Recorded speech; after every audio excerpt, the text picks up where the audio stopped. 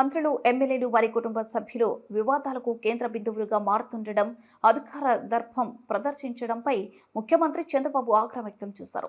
అలాంటివి సహించేది లేదని మంత్రివర్గ సమావేశంలో హెచ్చరించారు. ఎంతో కష్టపడి ఒక్కో ఇటుక పేర్చుకుంటూ తెచ్చుకున్న మంచి పేరును కొందరు బుల్డోజర్లు, ప్లోక్లైన్లతో కూల్చేస్తున్నారని ఆయన అసహనం వ్యక్తం చేశారు. కుటుంబ సభ్యులు ప్రవర్తన మితిమీరకుండా చూసుకోవాల్సిన బాధ్యత మంత్రులు, ఎమ్మెల్యేలని స్పష్టం చేశారు. మంత్రులు జాగ్రత్తగా ఉండాలని, వారి జిల్లాలోని ఎమ్మెల్యేలను వారే గైడ్ చేయాలని సూచించారు. ప్రవర్తన సరిగా లేని వివాదాలకు కారకులవుతున్న ఎమ్మెల్యేలని పిలిపించి మాట్లాడతానని ఆయన తెలిపారు. మంత్రుల వద్ద 100 రోజుల పనితీరుపై ప్రోగ్రెస్ రిపోర్ట్ ఇస్తానని తెలిపారు. జనసేన మంత్రులు పనితీరుపై నివేదికను ఆ పార్టీ అధినేత ఉప ముఖ్యమంత్రి పవన్ కళ్యాణ్ కు అందజేస్తానన్నారు. ఒక మంచి ఊతం ఇస్తుంది, ఒక నమ్మకాన్ని, ఒక భరోసాని ఇస్తుంది.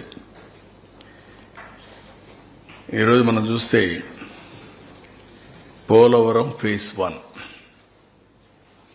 టోటల్గా ఈ ప్రాజెక్ట్ నేషనల్ ప్రాజెక్టు.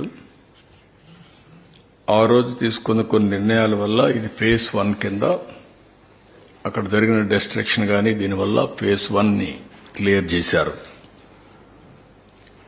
ఫేజ్ 1కి 30,436.95 కోట్లు కాస్ట్ ఆఫ్ ది ప్రాజెక్ట్. అంత మునుపు ఇది నేషనల్ ప్రాజెక్టుగా అనౌన్స్ చేసే నాటికి 4,730 కోట్ల 71 లక్షల్ని ఇన్వెస్ట్ చేశాం. 4,730 కోట్లు ఇన్వెస్ట్ చేశాం. దాన్ని రాష్ట్ర ప్రభుత్వ వాటా కింద అప్పట్లోనే పరిగణించి మిగిలిన డబ్బులంతా కేంద్రం పెట్టేట్టుగా ఒక అవగాహనకు వచ్చాం. బ్యాలెన్స్ అమౌంట్ చూసినప్పుడు 25,706 కోట్లు వస్తుంది. 25,760 కోట్లలో ఇంతవరకు రిలీజ్ చేసింది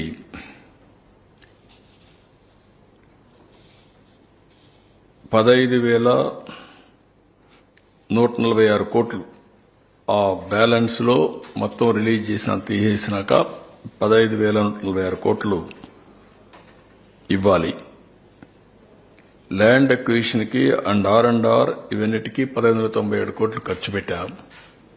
ఇవన్నీ పోతే ఈరోజు నెట్ 12,157 కోట్లు ఇవ్వడానికి కేబినెట్ ఇన్ ప్రిన్సిపల్ యాక్సెప్ట్ చేసింది. అయితే ఇక్కడికి వచ్చినప్పుడు 2 సంవత్సరాలకి, ఇదేదో 20 ఏళ్ళు 30 ఏళ్ళు కాకుండా 2 ఇయర్స్కే